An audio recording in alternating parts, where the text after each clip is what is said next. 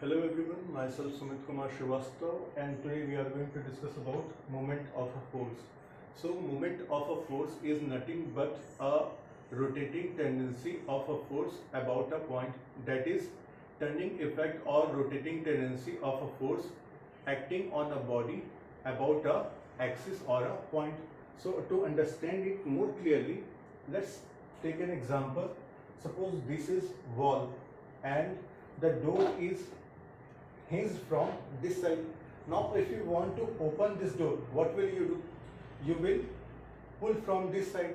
That means you are actually applying a force on it.